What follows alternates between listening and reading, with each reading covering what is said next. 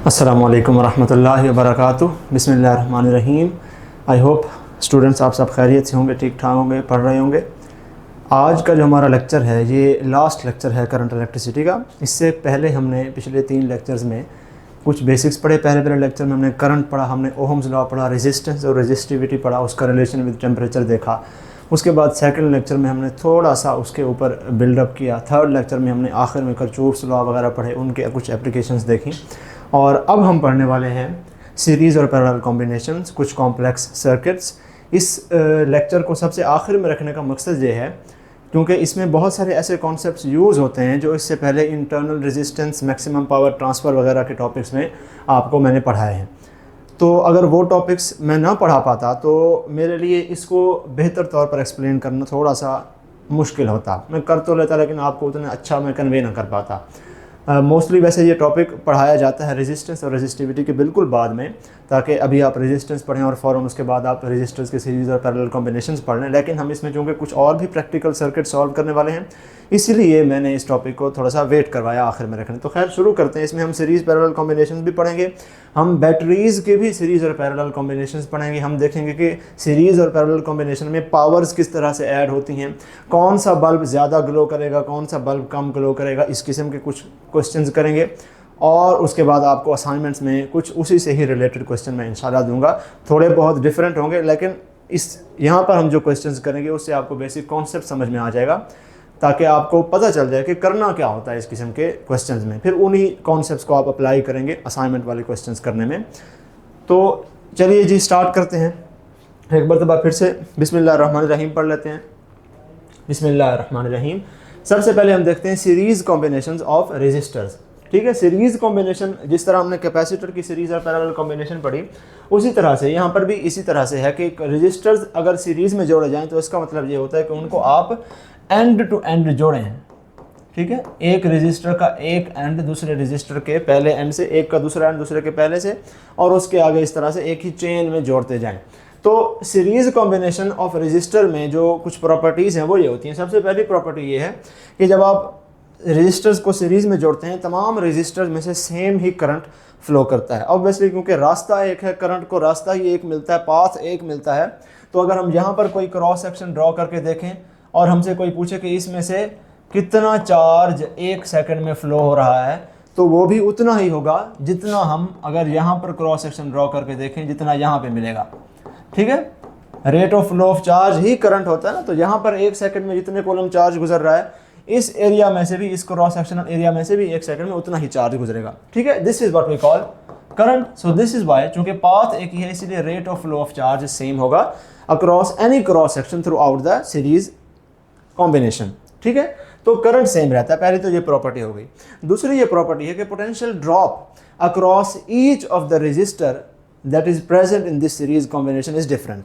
ठीक है, अगर फॉर एग्जांपल इसको हम किसी बैटरी से जोड़ते हैं और उस बैटरी की जो वोल्टेज है वो सपोज है V, तो इसमें से हर रजिस्टर को यही V वोल्टेज नहीं मिलेगी। इस V वोल्टेज का कुछ हिस्सा इस रजिस्टर को मिलेगा, इस V वोल्टेज का कुछ हिस्सा इस रजिस्टर को मिलेगा, इस V वोल्टेज का कुछ हिस्सा इस रजिस्टर को मिल जाएगा। ठीक है, उनको हमने रिप्रेजेंट कर दिया V1, V2 और V3 के थ्रू। इसके अक्रॉस जो पोटेंशियल ड्रॉप है V1 है, इसका V2 है, इसका V3 है। अब किस रजिस्टर के अक्रॉस कितना पोटेंशियल ड्रॉप होगा ये डिसाइड करती है उस रजिस्टर की रेजिस्टेंस। ओम्स लॉ के मुताबिक V is equal to IR। तो इसका मतलब है कि अगर करंट को हम कांस्टेंट रख दें, जैसा कि इस सीरीज केस में करंट सारों का सेम है, करंट कांस्टेंट है, तो रेजिस्टेंस बढ़ाने से पोटेंशियल ड्रॉप बढ़ जाएगा, रेजिस्टेंस कम करने से पोटेंशियल ड्रॉप कम हो जाएगा। यानी कि एक हायर रेजिस्टेंस वाला रजिस्टर ज़्यादा वोल्टेज लेगा बैटरी की एज कंपेयर टू एक लो रेजिस्टेंस वाला रजिस्टर। ठीक है, जितना ज़्यादा वोल्टेज आपको अगर चाहिए किसी एक रजिस्टर के अक्रॉस, किसी एक सर्किट कंपोनेंट के अक्रॉस, तो आपको चाहिए कि उस जगह पर आप बहुत हाई रेजिस्टेंस वाला सर्किट कंपोनेंट यूज़ करें ताकि वो बैटरी की ज़्यादा से ज़्यादा वोल्टेज ले पाए। ठीक है, तो यहाँ पर ये एक बात हो गई। दूसरी बात, पावर कंजम्पशन फिर किस तरह से आपस में डिवाइड होती है। पावर कंजम्पशन इस तरह से डिवाइड होती है, करंट सारों का सेम ही है ऑब्वियसली, लेकिन वोल्टेज सबकी डिफरेंट है। तो power is given by product of I and V। तो करंट तो सारों का सेम हो गया, तो डिसाइडिंग फैक्टर पावर के लिए क्या रह गया, पोटेंशियल ड्रॉप। तो जो रेजिस्टर ज़्यादा पोटेंशियल ड्रॉप लेगा, ज़्यादा वोल्टेज बैटरी का ले लेगा, उस रेजिस्टर की पावर कंजम्पशन ज़्यादा होगी, वो रेजिस्टर ज़्यादा पावर खाएगा, ज़्यादा एनर्जी इस्तेमाल कर लेगा पर सेकंड इस बैटरी की। ठीक है, तो मतलब क्या हुआ कि हायर रेजिस्टेंस वाला जो रेजिस्टर है वो पोटेंशियल ड्रॉप भी ज़्यादा लेगा, और अगर वो पोटेंशियल ड्रॉप ज़्यादा लेगा तो वो पावर कंजम्पशन भी उसकी ज़्यादा होगी। मतलब ये कि अगर हम इन 3 रेजिस्टर्स की जगह 3 बल्ब्स लगा दें तो जिस बल्ब की रेजिस्टेंस ज़्यादा होगी वो बल्ब ज़्यादा ब्राइटर ग्लो करेगा। आपको क्वेश्चन दिया जाता है, उसमें मुख्तलिफ पावर रेटिंग्स के बल्ब्स दिए जाते हैं, सारों को सीरीज़ में जोड़ के आपको दिखा देते हैं, और आपसे पूछा जाता है कि इनमें से कौन सा रेजिस्टर ज़्यादा ब्राइट ग्लो करेगा या कौन सा बल्ब ज़्यादा ब्राइट ग्लो करेगा। ठीक है, तो आपने देख लेना है कि वो सीरीज़ है कि पैरेलल। अगर वो सीरीज़ है तो आपने समझ जाना है कि जिस बल्ब की रेजिस्टेंस हाई होगी, हायर रेजिस्टेंस, वो बल्ब ब्राइटर ग्लो करेगा। ठीक है, अंडरस्टूड बात है। ये वाली बात जो लिखी हुई है लो पावर रेटिंग, हमने अपने पिछले दूसरे लेक्चर में डिस्कस की थी पावर रेटिंग का एक कॉन्सेप्ट, कि पावर रेटिंग वो पावर है जो किसी भी बल्ब या अप्लायंस के ऊपर रेटेड होती है। उसके ऊपर लिखा होता है कि ये 100 वोल्ट 220 वोल्ट का है। पावर रेटिंग इस तरह से लिखी जाती है कि ये 100 वाट 220 वोल्ट का है, ये 200 वाट 220 वोल्ट का है, वगैरह वगैरह। ठीक है, उसका मतलब ये होता है कि अगर इस अप्लायंस को सेपरेटली एक 220 वोल्ट की सप्लाई दी जाए इस तरह से, ये सपोज 220 वोल्ट की बैटरी है और ये रजिस्टर आर है, तो उसका मतलब ये होता है कि अगर आप इसको सेपरेट एक 220 वोल्ट पर चलाएंगे तो ये इतनी पावर लेगा। ठीक है, इसीलिए हम रेजिस्टेंस का अगर अंदाज़ा लगाना चाहते हैं पावर रेटिंग से तो वी यूज़ दिस फार्मूला। ठीक है, इसका मतलब है कि जिस रेजिस्टर की रेजिस्टेंस ज़्यादा है उसकी पावर रेटिंग आपको कम मिलेगी। ठीक है, 100 वाट का जो बल्ब है 220 वोल्ट रेटिंग वाला 100 वाट का बल्ब, इसकी रेजिस्टेंस ज़्यादा है एज कंपेयर टू 200 वाट वाला 220 वोल्ट का बल्ब। ठीक है ना, वोल्टेज यहाँ पर भी कांस्टेंट है, इसकी पावर ज़्यादा है, इसका मतलब है इसकी रेजिस्टेंस मस्ट बी स्मॉलर। ये बात हमने डिस्कस की थी, एक मरतबा फिर भी उसको रिवाइज कर लेते हैं पावर रेटिंग को यहाँ से, कि the rated power is the power of any circuit component with a fixed voltage source और करंट सोर्स। ठीक है ना, एक 100 वाट 220 वोल्ट वाली पावर रेटिंग का मतलब है कि उस सर्किट कंपोनेंट को आप सेपरेटली एक 220 वोल्ट वाली पावर से कनेक्ट करके देखें तो वो कितनी पावर कंज्यूम करेगा, 100 वाट।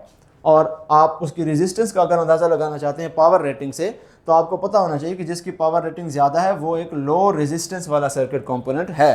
ठीक है, पावर रेटिंग को एक और तरीके से कभी कभार आपको कंफ्यूज करने के लिए इस तरह से भी लिखा जाता है। इसमें अब आगे देखें, करंट कांस्टेंट है। आपको कहा जाता है कि अगर इसको 5 एम्पीयर का करंट दोगे इस सर्किट कंपोनेंट को तो इसकी पावर 100 वाट होगी, और अगर इस वाले सर्किट कंपोनेंट को वही 5 एम्पीयर का करंट दोगे तो इसकी पावर जो होगी वो 200 वाट होगी।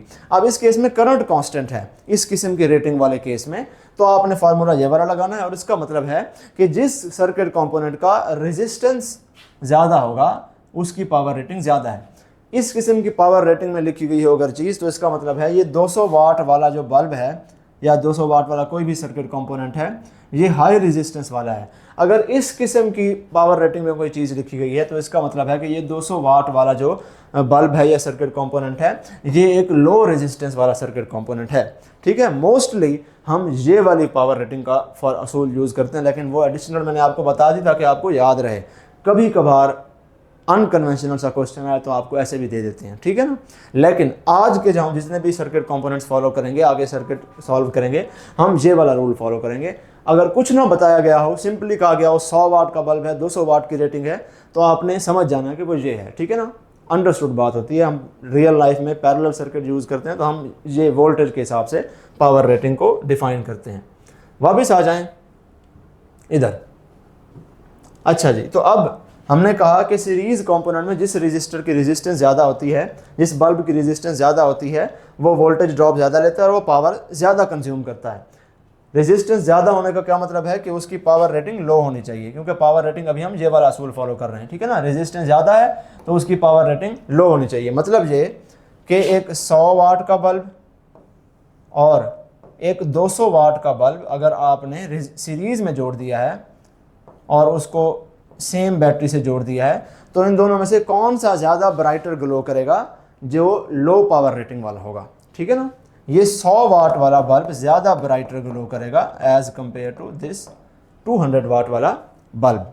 ठीक हो गया, क्योंकि ठीक है हमने सीरीज़ में लगाया हुआ है लेकिन पावर रेटिंग उसकी उस हिसाब से ही है और उसमें हम ये वाला रूल फॉलो करते हैं, ठीक है ना। फिर I²R नहीं देखना, I²R के मुताबिक इसको लगा देना, वो गलत हो जाता है फिर, ठीक है ना। बच्चे अक्सर ये करते हैं। तो ये अंडरस्टूड बात है, रेटेड पावर हमेशा V²/R वाले फार्मूले से ही आपने उसको कंपेयर करना है, रेजिस्टेंस का अंदाज़ा लगाना है। और रेटेड पावर जिसकी कम होगी वो सीरीज़ में ज़्यादा ब्राइटर ग्लो करेगा एज़ कंपेयर टू उसी सीरीज़ में अगर आप एक हाई रेटेड पावर वाला कंपोनेंट लगा दें, बल्ब लगा दें, ठीक है ना। वो हाई रेटेड पावर वाला कम एनर्जी कंज्यूम करता है, कम पावर कंज्यूम करता है। अच्छा जी, अब आगे आ जाएं, इक्विवेलेंट रेजिस्टेंस कैलकुलेट करने का तरीका। डेरिवेशन वैसे लिख दी है मैंने, लेकिन ज़रूरी नहीं है, आपके लिए आखिर में फार्मूला ही ज़रूरी है। हमने कैपेसिटर्स की भी इक्विवेलेंट कैपेसिटेंस सीरीज़ और पैरेलल में देखी, उनके जो फार्मूलाज हैं वो इसके एग्जैक्टली ऑपोजिट हैं, ठीक है ना। सीरीज़ वाले केस में करंट सेम है, वोल्टेज अगर बैटरी V सप्लाई कर रही है तो ये V इधर भी डिस्ट्रीब्यूट होगा, इधर भी डिस्ट्रीब्यूट होगा, इधर भी डिस्ट्रीब्यूट होगा, यानी कि voltage of the battery is equal to V1 plus V2 plus V3। तीनों को ऐड करेंगे, जवाब बैटरी की वोल्टेज आ जाए क्योंकि यही डिस्ट्रीब्यूट हो रही है। वोल्टेज की battery is equal to IR, ठीक है ना, जितना करंट ड्रॉ हो रहा है बैटरी से, और R, ये R कौन सा है, ये इन सारों का मिला के, इसलिए हमने इसको RE लिखा हुआ है, ठीक है ना। तो voltage is equal, voltage supplied by the battery is equal to I multiplied by equivalent resistance सारों की। इसके अक्रॉस वोल्टेज ड्रॉप IR1 होगा, उसके अक्रॉस वोल्टेज ड्रॉप IR2 होगा, और उसके अक्रॉस वोल्टेज ड्रॉप IR3 होगा। तीनों के ऊपर ओहम्स लॉ लगा दिया। करंट पर डिवाइड कर दें हर टर्म को, करंट की टर्म कैंसिल हो जाएगी, यानी equivalent resistance will be equal to R1 plus R2 plus R3, simply sum of the individual resistances. और अगर आपको n आइडेंटिकल रेजिस्टेंसेस दी जाती हैं तो आप इसको प्लस until R n तक ऐड करते जाएं। और अगर आइडेंटिकल रेजिस्टर्स हैं तो आप ये ऐड करने की बजाय सिंपली किसी एक रेजिस्टर के रेजिस्टेंस उठा लें, उसको नंबर ऑफ रेजिस्टेंसेस से मल्टीप्लाई कर दें, तो आपके पास सिंपली जवाब आ जाएगा। 10 ओम की 5 रेजिस्टेंसेज हैं तो 10 मल्टीप्लाइड बाय 5 टोटल 50 हो गया। 5 ओम की 2 रेजिस्टेंसेज हैं तो 5 मल्टीप्लाइड बाय 2 टोटल 10 हो गया, ठीक है। सीरीज सर्किट में अब जो इक्विवेलेंट रेजिस्टेंस है that is greater then any of the individual resistances, ठीक है ना। अगर एक 2 ओम की रेजिस्टेंस है, एक 3 ओम की रेजिस्टेंस है, एक 10 ओम की रेजिस्टेंस है, सबसे बड़ी रेजिस्टेंस कौन सी है, 10 ओम की, तो इनकी जो इक्विवेलेंट रेजिस्टेंस होगी RE that will be even greater than this 10 ओम, ठीक है ना। इसको हम इसीलिए इस तरह से भी लिखते हैं कि equivalent resistance is greater than the largest resistance present in the combination, ठीक है ना। जो सबसे बड़ी रेजिस्टेंस है, इक्विवेलेंट रेजिस्टेंस चूंकि सबका सम है तो वो उस बड़ी वाली से भी बड़ी होगी, ठीक है। ये देखने में सिंपल सी बात लगती है, लेकिन ये फिर चेंज हो जाती है बात जब आप पैरेलल कॉम्बिनेशन को देखते हैं, वहाँ पे ऐसा नहीं होता, वो हम आगे देखते हैं। अब वोल्टेज डिवाइडर रूल, हमने बात की कि सीरीज सर्किट में करंट इक्वली डिवाइड होता है और वोल्टेज हर रेजिस्टर अपने अपने रेजिस्टेंस के हिसाब से लेता है। अब कौन सा रेजिस्टर कितनी वोल्टेज लेगा ये हमें वोल्टेज डिवाइडर रूल बताता है, ठीक है। अज्यूम कर लें वही का वही सर्किट है कि एक बैटरी है वोल्टेज V की, करंट I ड्राइव कर रही है, R1 R2 R3 है, हर किसी के across voltage drop V1 V2 V3 है, ठीक है। सिंपल सी बात है, वही सर्किट हमने यहाँ पर ड्रॉ कर दिया। अब अगर आपको कोई कहे कि ये V1 कैलकुलेट करो तो आप कैसे कैलकुलेट करोगे, V1 is equal to I times R1। आप किसी एक सर्किट कंपोनेंट के अक्रॉस वोल्टेज मालूम करना चाह रहे हैं तो क्या होगा कि करंट मल्टीप्लाइड बाय इसी की अपनी रेजिस्टेंस, करंट तो सेम ही है वही, तो करंट इस सर्किट के अंदर कितना ड्राइव हो रहा है, ओहम्स लॉ के मुताबिक current is equal to V यानी कि voltage of the battery divided by total resistance, ठीक है ना। बैटरी का वोल्टेज निकाल लें और टोटल रेजिस्टेंस निकाल लें तो I will be equal to V divided by RE, ठीक है। वो हमें मिल जाएगा ये वाला करंट के टोटल कितना है, ये इसका भी करंट होगा, ये इसका भी करंट होगा, ये इसका भी करंट होगा, तीनों में से यही करंट जो है वो फ्लो करेगा, ठीक है। I is equal to V over RE हमने यहाँ पर लगा दिया। अब I की जगह V ओवर RE ये हमने इस तरह से पुट कर दिया, और फिर हमने क्या किया, R1 डिवाइडेड बाय, उसको थोड़ा सा सेपरेट करके लिखा है, सेम ही बात है, I की जगह V ओवर RE पुट कर दिया। अब V1 is equal to source voltage times the resistance across which we are going to find the voltage drop divided by equivalent resistance। और equivalent resistance क्या होती है, R1 plus R2 plus R3, ठीक है ना। तो हम नीचे लिख देंगे R1 plus R2 plus R3।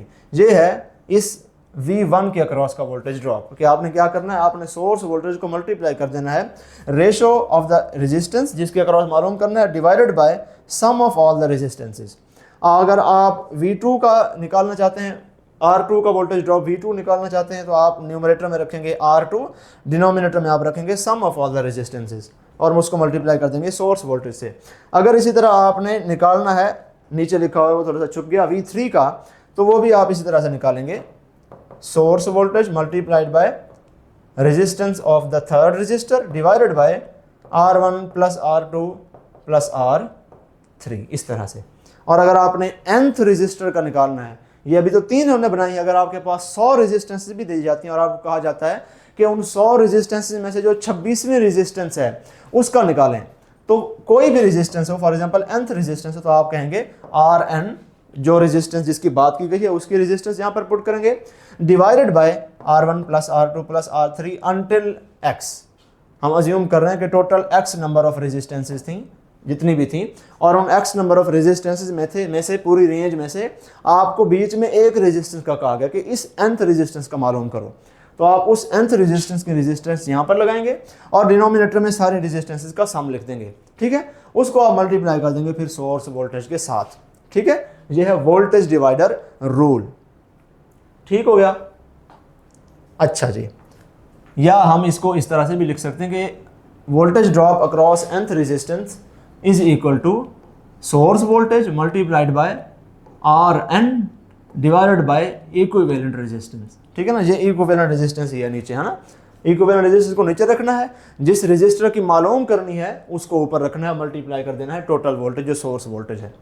अब ज़रा आगे आ जाएं, सीरीज़ के केस में पावर का क्या सिस्टम होता है, पावर किस तरह से ऐड होती है। अगेन यहाँ पर आप फिर से एक मरतबा पावर रेटिंग का कॉन्सेप्ट यूज़ कर लें, उसको रिवाइज कर लें। ये पावर रेटिंग का कॉन्सेप्ट बहुत तंग करता है कि पावर रेटिंग क्या है और एक्चुअल पावर क्या है।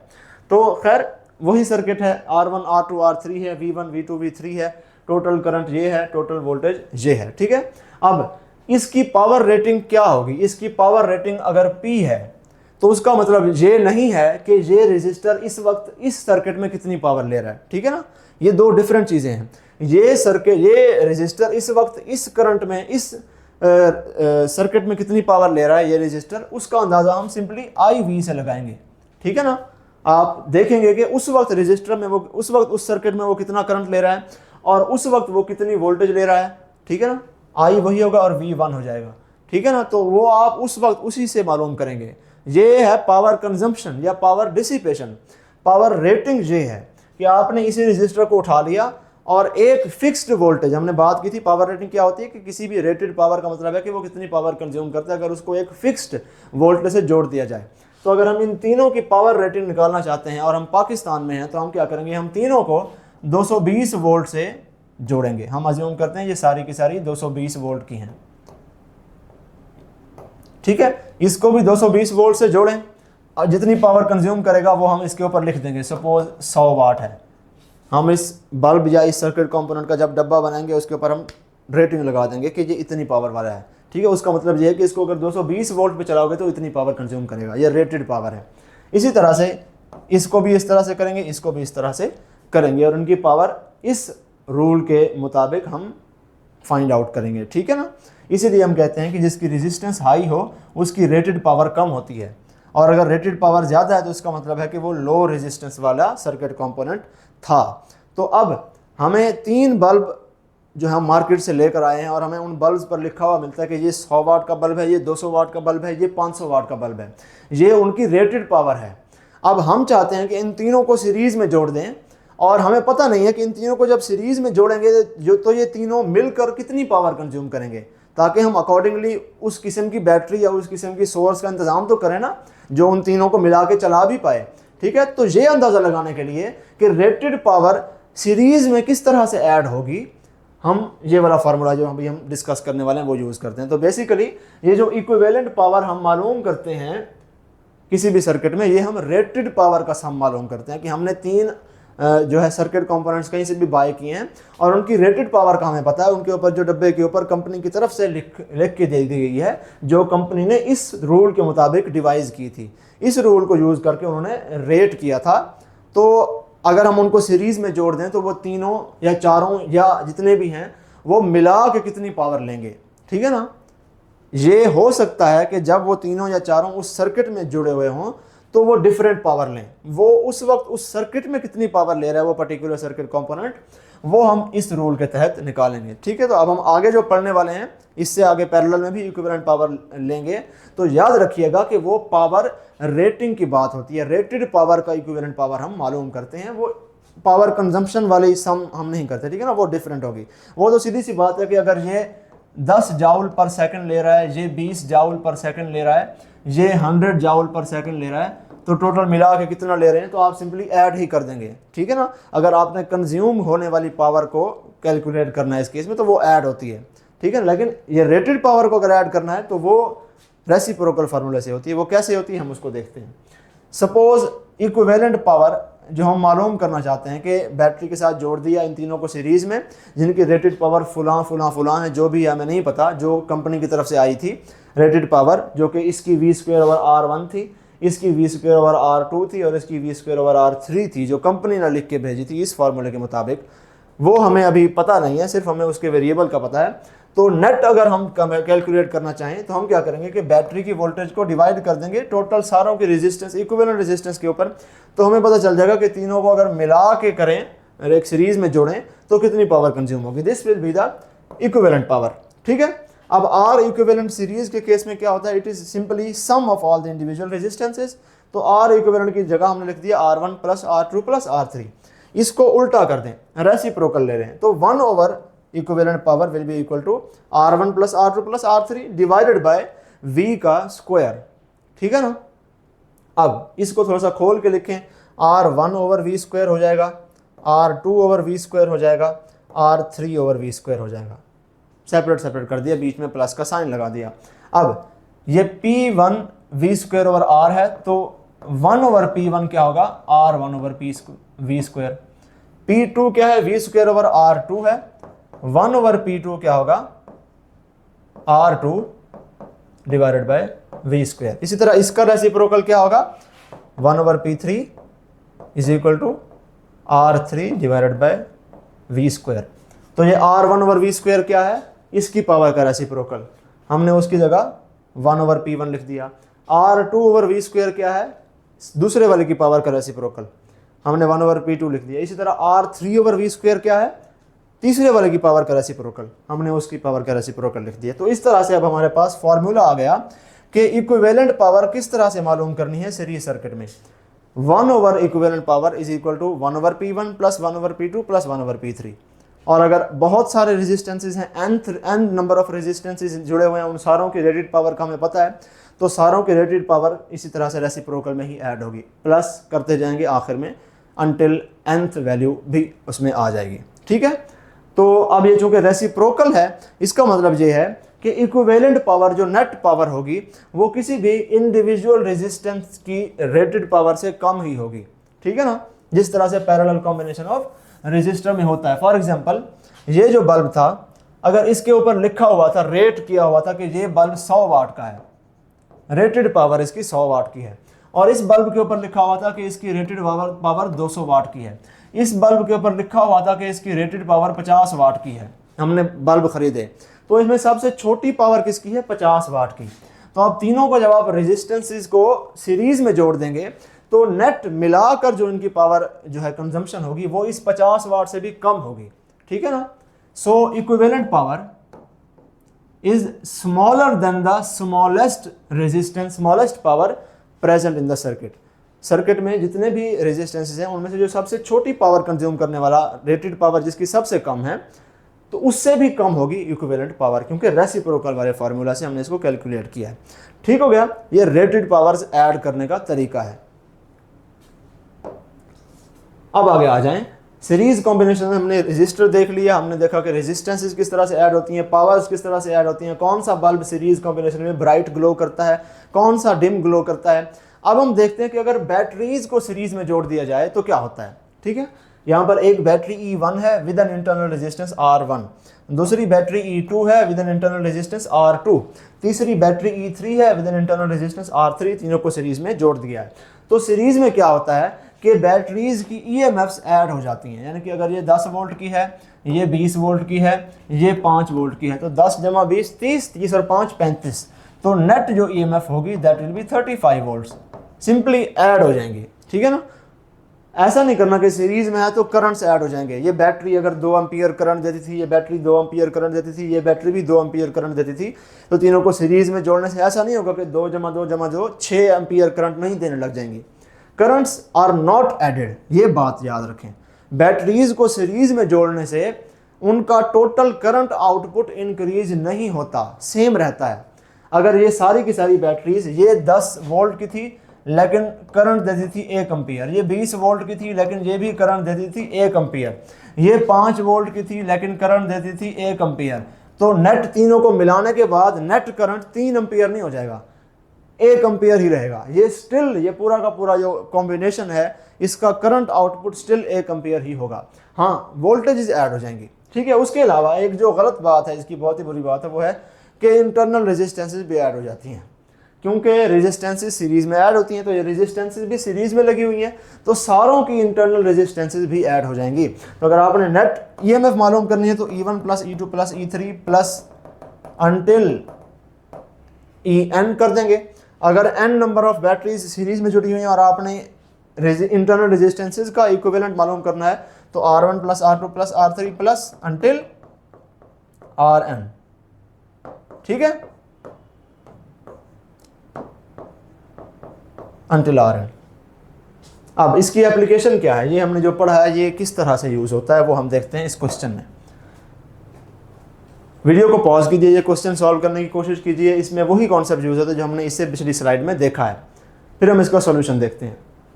क्वेश्चन है कि एक स्टूडेंट ने 2 बैटरीज उठाई 1-1 वोल्ट की, ये बैटरी 1 वोल्ट की थी और ये एक और बैटरी 1 वोल्ट की थी।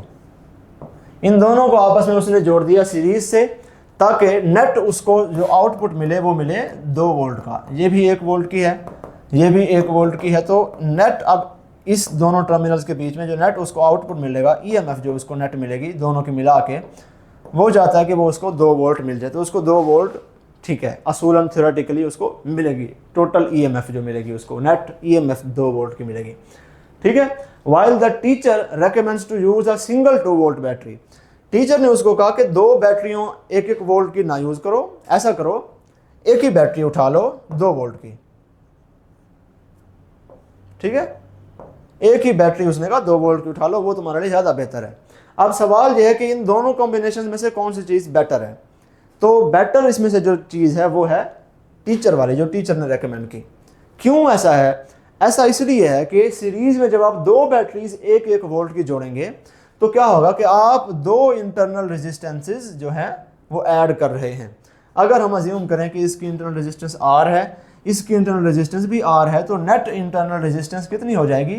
2R। और अगर हम एक ही 2 वोल्ट की बैटरी ले लें जिसकी इंटरनल रेजिस्टेंस भी R हो, उतनी ही हो, एक बैटरी जितनी हो, तो अब यहाँ पर net equivalent internal resistance R ही है, तो हमें क्या मिलेगा? हमें पोटेंशियल डिफरेंस यहाँ पे ज़्यादा मिलेगा। हमने कहा था ना कि EMF जितनी होती है उसका कुछ हिस्सा, कुछ वोल्ट्स टर्मिनल पोटेंशियल डिफरेंस में निकल जाते हैं, ठीक है ना। तो टर्मिनल पोटेंशियल, इंटरनल रेजिस्टेंस में कुछ ना कुछ वोल्ट्स वेस्ट हो जाते हैं, तो हम चाहते हैं कि इंटरनल रेजिस्टेंस को मिनिमाइज करें। ऊपर वाले केस में जो स्टूडेंट ने काम किया उसने इंटरनल रेजिस्टेंस को उल्टा बढ़ा दिया, ठीक है ना। तो अब हमें जो टर्मिनल पोटेंशियल डिफरेंस मिलेगा वो EMF से कितना मिलेगा? बहुत कम मिलेगा, ठीक है ना। I is equal to 2R, 2IR इसको हम लिख सकते हैं, ठीक है। इतना कम मिलेगा, EMF से 2IR माइनस करेंगे तो इतना टर्मिनल पोटेंशियल डिफरेंस मिलेगा। जबकि नीचे वाले केस में क्या होगा? EMF माइनस IR, क्योंकि इसकी इंटरनल रेजिस्टेंस तो R ही है ना, ठीक है ना। तो यहाँ पर VDE से उतना कम नहीं है, हमें आउटपुट आगे सर्किट में कुछ ना कुछ मिलेगा, ठीक है ना। यहाँ पर हमें आउटपुट आगे सर्किट में बहुत कम मिलने वाला है। सो अगर आपके पास ऑप्शन है कि इक्वल इंटरनल रेजिस्टेंसेस वाली बहुत सारी वोल्टेजेस की बैटरीज आपके पास हैं, तो आप छोटी बैटरीज को मिला के ज़्यादा वोल्टेज ना लें, आप एक ही बड़ी बैटरी यूज़ कर लें, ठीक है ना। अनलेस एंड अनटिल हो सकता है कि इन छोटी बैटरीज की रेजिस्टेंस, इंटरनल रेजिस्टेंस डिफरेंट हो, कि वो मिला के भी इसकी अकेली से कम बन रही हो, फिर तो वो बेटर होगा। लेकिन इस केस में हमने देखा कि सारी बैटरीज की इंटरनल रेजिस्टेंसेस सेम ही है, इसकी भी आ रहा है, उसकी भी आ रहा है, उसकी भी आ रहा है, तो इस केस में बेहतर है कि आप एक ही बैटरी यूज़ करें ताकि इंटरनल रेजिस्टेंस ऐड ना हो जाए, वो हमारे लिए नुकसान है। ठीक हो गया। ये हमने अब सीरीज़ कॉम्बिनेशन को ख़त्म कर लिया। अब वही सारे कॉन्सेप्ट थोड़े थोड़े ट्विस्ट करके हम पैरेलल कॉम्बिनेशन में देखते हैं। ठीक है, इसको हम थोड़ा सा इसलिए हल्का सा फास्ट करेंगे क्योंकि हमने सीरीज़ कॉम्बिनेशन में बहुत टाइम लगा लिया, तो वही सारे के सारे कॉन्सेप्ट यहाँ पर होंगे, थोड़े से ट्विस्ट होंगे।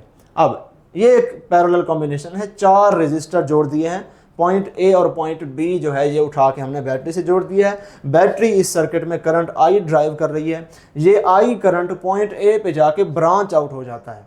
ठीक है ना, I1 पोर्शन जाता है इसका इधर, I2 पोर्शन R2 को जाता है, I3 पोर्शन R3 को जाता है, I4 पोर्शन R4 को जाता है, लेकिन पोटेंशियल डिफरेंस सारों को सेम मिलता है। ठीक है ना, तो all the resistors receive the same voltage in a parallel combination but current is different for each branch. ठीक है ना, और कौन सी ब्रांच में कितना करंट जाएगा अगेन ये डिसाइड होगा ओहम्स लॉ के मुताबिक कि रेजिस्टेंस किसकी कितनी है। अगर रेजिस्टेंस ज़्यादा है किसी ब्रांच की, किसी रजिस्टर की, तो वो कम करंट ले पाएगा। अगर लो रेजिस्टेंस वाला कोई रजिस्टर है इनमें से, तो वो ज़्यादा करंट अपनी तरफ खींच लेगा, बाकियों को कम मिलेगा। ठीक है, अब पावर कंजम्पशन क्या होती है? It is the product of current end voltage. तो पोटेंशियल डिफरेंस तो हो गया कांस्टेंट, वी तो सबका सेम है। ठीक है ना, तो डिसाइडिंग फैक्टर कि पावर ज़्यादा होगी कि कम होगी, पावर कंजम्पशन, वो डिसाइडिंग फैक्टर ये है कि करंट कितना लेता है कोई भी ब्रांच, कोई भी रजिस्टर। ठीक है, तो लो रेजिस्टेंस वाला जो रजिस्टर है वो ज़्यादा करंट लेगा तो पावर कंज्यूम ज़्यादा करेगा। ठीक है, इसका मतलब है कि अगर ये 4 रजिस्टर की जगह हम 4 बल्ब लगा दें, तो इनमें जो सबसे लो रेजिस्टेंस वाला होगा बल्ब वो ज़्यादा करंट ले जाएगा, पोटेंशियल उतनी ही लेगा जितना बाकी ले रहे हैं, तो सबसे ज़्यादा पावर कंज्यूम करेगा and it will glow brighter. Series combination में हमने क्या कहा था कि जो हाई रेजिस्टेंस वाला बल्ब है उसको अगर लगाएंगे सीरीज कॉम्बिनेशन में तो वो ज़्यादा ब्राइट ग्लो करता है। ठीक है, और इस केस में हम क्या करेंगे, पैरेलल कॉम्बिनेशन में जो लो रेजिस्टेंस वाला बल्ब है वो ज़्यादा ब्राइट ग्लो करेगा। पावर रेटिंग के हिसाब से देखें तो लो रेजिस्टेंस वाला बल्ब की पावर रेटिंग हाई होती है। ठीक है ना, पावर रेटिंग की बात आप जब करेंगे तो आप हमेशा ये वाला फार्मूला यूज़ करेंगे V²/R वाला।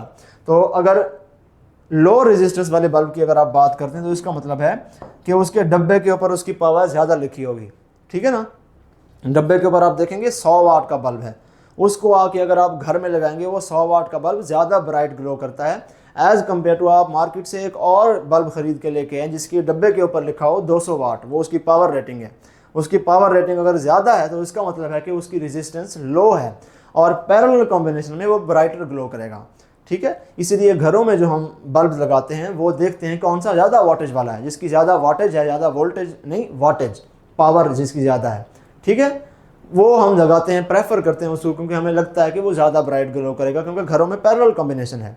अगर आपके घरों में सीरीज़ कॉम्बिनेशन होती तो फिर आप वही हाई पावर वाला अगर बल्ब लगाते तो वो लेस ब्राइट ग्लो करता है एज़ कम्पेयर टू एक लो पावर रेटिंग वाला बल्ब, जो कि हम इससे पहले सीरीज़ में देख चुके हैं। ठीक हो गया, ये हमने हल्का सा इसका ओवरव्यू ले लिया। अब हम जिस तरह से उधर हमने फार्मूला इक्विवेलेंट रेजिस्टेंस का कैलकुलेट किया था, वही हम यहाँ पर इक्विवेलेंट रेजिस्टेंस का फार्मूला देखेंगे। वोल्टेज सारों का सेम है, करंट जो है वो डिवाइड हो जाता है, इन सारे करंट्स का सम इस नेट करंट के बराबर होगा, जो कि हमने यहाँ पर इक्वेशन में लिख दिया। बैटरी जो नेट करंट दे रही है that will be equal to battery की voltage divided by equivalent resistance. ठीक है, ओहम्स लॉ के मुताबिक करंट I1 में जो जा रहा है वो है V/R1, I2 में जो करंट जा रहा है दैट इज V/R2, I3 में जो करंट जा रहा है दैट इज V/R3। ठीक है, इसी तरह आगे V/R4, I4 में जो करंट जा रहा है, लाइक दैट। ठीक हो गया। अब सारों को V से आप डिवाइड कर दें तो V वाली टर्मिनोलॉजी सारों की कैंसिल हो जाएगी and we will be left with 1 equivalent resistance equal to 1/R1 plus 1/R2 plus 1/R3। So इसका मतलब है कि पैरेलल कॉम्बिनेशन के अंदर equivalent resistance is calculated according to this reciprocal वाला फार्मूला। सिंपली ऐड नहीं कर देना। ठीक है। अगर n number of identical resistors आपने जोड़ दिए हैं तो आप क्या करेंगे, r बाय n कर देंगे, किसी एक की रेजिस्टेंस ले लेंगे, उनको डिवाइड कर देंगे नंबर ऑफ रेजिस्टेंसेस से। अगर आपके पास दो नॉन आइडेंटिकल रेजिस्टर्स हैं, फॉर एग्जांपल ये एक रेजिस्टर है, ये एक दूसरा रेजिस्टर है, ये R1 है, ये R2 है, और इनको हमने जोड़ा हुआ है एक बैटरी से, इस तरह से बैटरी की वोल्टेज है V। तो इनकी इक्विवेलेंट रेजिस्टेंस इसी फार्मूले से ही कैलकुलेट होगी। इसी फार्मूले की थोड़ी सी मॉडिफाइड फॉर्म है कि आप प्रोडक्ट ऑफ दोज रेजिस्टेंसेस को डिवाइड कर दें सम ऑफ दोज रेजिस्टेंसेस के ऊपर। ये फार्मूला यहीं से आया है, कोई नया फार्मूला नहीं है, ठीक है ना। अगर हम इसी फार्मूले से इसको सॉल्व करने की कोशिश करें, 1/RE is equal to 1/R1 plus 1/R2 हो जाएगा, ठीक है।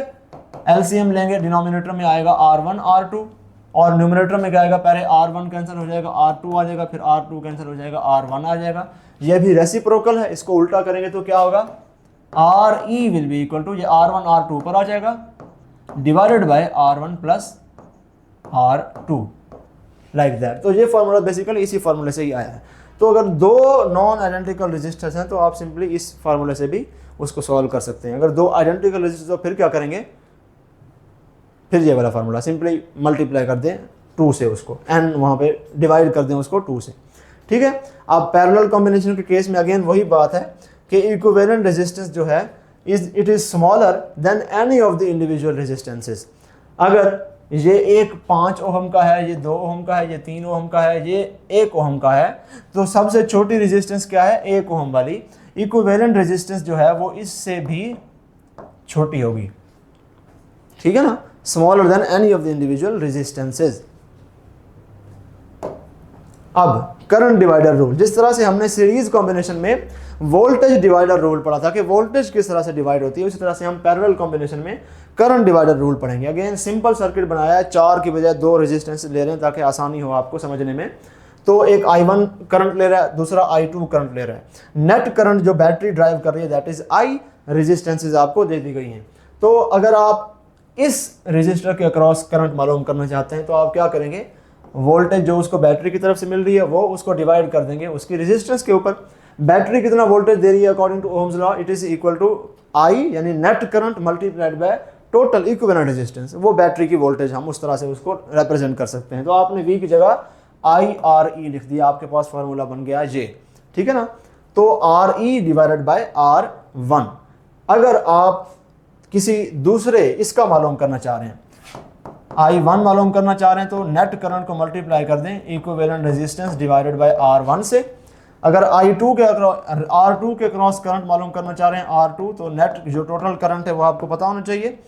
फिर आप इक्विवेलेंट रेजिस्टेंस को डिवाइड कर दें उस R2 के ऊपर, ठीक है। इससे पहले हमने देखा था सीरीज कॉम्बिनेशन के अंदर कि उस केस में क्या होता था कि नेट वोल्टेज को मल्टीप्लाई करते थे आप उस रजिस्टर के रेजिस्टेंस के साथ, और डिनोमिनेटर में आप लिखते थे RE। इधर उसका उल्टा है, RE को ऊपर रखना है और जिस रजिस्टर के अक्रॉस करंट मालूम करना है उसको नीचे रखना है, ठीक है ना। थोड़ा सा यहाँ पर ध्यान करना है। अच्छा जी, अगर nth रेजिस्टेंस के अक्रॉस मालूम करना चाह रहे हैं तो नेट करंट होगा, उसको मल्टीप्लाई कर देंगे, इक्विवेलेंट रेजिस्टेंस पहले निकाल लेंगे और फिर डिवाइड कर देंगे उस nth रेजिस्टेंस के साथ। ये हो गया एक जनरल फार्मूला, ठीक है। इसको थोड़ा सा और हम कुरेदते हैं। यहाँ पर इक्विवेलेंट रेजिस्टेंस किसके बराबर होती है, इसके बराबर। अभी हमने ऊपर देखा कि दो अगर नॉन आइडेंटिकल रेजिस्टेंस हो तो इक्विवेलेंट रेजिस्टेंस ये होती है। तो इक्विवेलेंट रेजिस्टेंस की जगह ये वैल्यू आप पुट कर दें, R1 R2 divided by R1 plus R2, और ये वाला जो R1 है ये वैसा का वैसा हमने यहाँ पे रख दिया। अब इस R1 से ये वाला R1 कैंसिल हो जाएगा। फार्मूला क्या बचेगा हमारे पास, I1 is equal to I net current, ये वाला ऊपर न्यूमरेटर में सिर्फ R2 बच गया और डिनोमिनेटर में R1 प्लस R2 है, ठीक है। ये है करंट अक्रॉस दिस R1, ये पहले वाले का है। और अगर दूसरे वाले का मालूम करेंगे तो फिर net current multiplied by R1 divided by R1 plus R2। अब यहाँ पर पैराडॉक्स देखें कि जिस ब्रांच के अक्रॉस करंट मालूम करना है उस ब्रांच की रेजिस्टेंस ऊपर नहीं लिखनी, उसके अलावा दूसरी ब्रांच की नेट रेजिस्टेंस आपने ऊपर लिखी है, ठीक है ना। I1 मालूम कर रहे हैं तो I multiplied by R2 divided by R1 plus R2, और I2 मालूम कर रहे हैं तो net current multiplied by R1 divided by sum of all the resistances, ठीक है ना। ये पैरेलल में थोड़ा सा डिफरेंट है। वहाँ पे सीरीज में इसका उल्टा था, ठीक है। ये तभी रूल अप्लाई होगा, ये वाला formula, when there are two non identical resistances. ये याद रखें, इस पर मैं बहुत एम्फसाइज कर रहा हूँ। ये वाला फार्मूला तब यूज़ करना है, ये बहुत आसान है, इसीलिए मोस्टली बच्चे इसको यूज़ करना शुरू कर देते हैं। ये सिर्फ तब यूज़ होगा जब आपके पास दो रेजिस्टेंसेज हो। ऐसा नहीं है कि अगर ज़्यादा रेजिस्टेंसेज हो, फॉर एग्जांपल अगर 3 हैं, तो आप अगर तीसरी रेजिस्टेंस के अक्रॉस मालूम करना चाह रहे हैं, यहाँ पर एक तीसरी भी हमने रेजिस्टेंस लगा दी है R3 और इसके अक्रॉस करंट है I3। तो अगर आप I3 मालूम कर रहे हैं तो I मल्टीप्लाइड बाय, ऐसा नहीं करेंगे कि आप उसके अलावा बाकी दो को लिख दें डिनोमिनेटर में R1 R2 और न्यूमरेटर में फिर आप R1 plus R2 plus R3 कर दें। नहीं, ये फार्मूला एग्जिस्ट नहीं करता। ये सिर्फ दो के लिए ही ये आपको सहूलत है कि आप उसके अलावा दूसरी ब्रांच की रेजिस्टेंस न्यूमरेटर में लिख दें, नीचे सम ऑफ ऑल द रेजिस्टेंसेज कर दें। इसी तरह अगर आपने I2 मालूम करना है तो उसके अलावा दूसरी ब्रांच जो R1 है उसको ऊपर लिखें, जो दूसरी है नीचे आप सम ऑफ ऑल द रेजिस्टेंसेज लिख दें। ये सिर्फ दो रेजिस्टेंसेज के लिए है। और अगर 3 हो तो आप कहेंगे फिर सर फिर क्या करें, फिर आप उधर आ जाएंगे। फिर आप पहले इक्विवेलेंट रेजिस्टेंस मालूम करें, उसको न्यूमरेटर में रखें और नीचे वही रेजिस्टेंस रखें जिसके अक्रॉस करंट मालूम करना है। फिर नीचे उसकी ऑपोजिट वाली नहीं रखनी, ठीक है। 3 या 3 से ज़्यादा हो तो फिर आपने ये जनरल रूल फॉलो करना है। ये सिर्फ तभी इस तरफ आना है जब दो केस हों, जब दो ब्रांचेस हों। आगे हम एक प्रैक्टिकल सर्किट में उसको सॉल्व भी करेंगे, एक जिसमें सिर्फ दो ब्रांच होंगे, हम यही फार्मूला यूज़ करेंगे, वहाँ पे आपको पता चलेगा कि कैसे होता है, ठीक है। ये हमने एक जनरल फार्मूला बना लिया है, ये फार्मूला मोस्टली यूज़ होता है जो हमने वहाँ पर भी देखा है, ठीक हो गया। अब आ जाए कि इक्विवेलेंट पावर पैरेलल सर्किट में किस तरह से होती है, ठीक है। इससे पहले हमने क्या कहा था, इक्विवेलेंट पावर सीरीज सर्किट में किस तरह से होती है कि सिंपली ऐड नहीं करनी, आपने 1/P equivalent equal to 1/P1 plus 1/P2 plus 1/P3 करके रेसिप्रोकल फार्मूले के थ्रू उसको सॉल्व करना है। इस केस में पैरेलल में क्या होता है, पैरेलल में सिंपली ऐड हो जाती हैं पावर्स। कैसे ऐड होती हैं, अगेन ये रेटेड पावर है। ये जो डायग्राम मैं तीनों बनाई है मैंने इसलिए समझाने के लिए बनाई है कि इसकी रेटेड पावर का मतलब है कि इसको उठा के V वाली वोल्टेज से लगाएं तो जो इसकी पावर आएगी वो इसकी रेटेड पावर होगी। पावर कितनी होगी, वो होगी V²/R1। और इसकी अगर आपने रेटेड पावर देखनी है तो कंपनी वाले जब ये अप्लायंस बनाएंगे तो ये इसको उसी V वाली जो स्टैंडर्ड हमने एक सेट किया हुआ है, हमारे पाकिस्तान में वो स्टैंडर्ड 220 वोल्ट का है, तो हम उसको उसी 220 वोल्ट से जोड़ेंगे और उसका जो आएगा पावर V²/R2 होगा, वो उसकी पावर रेटिंग होगी, वही उसके डब्बे पर लिखी होगी।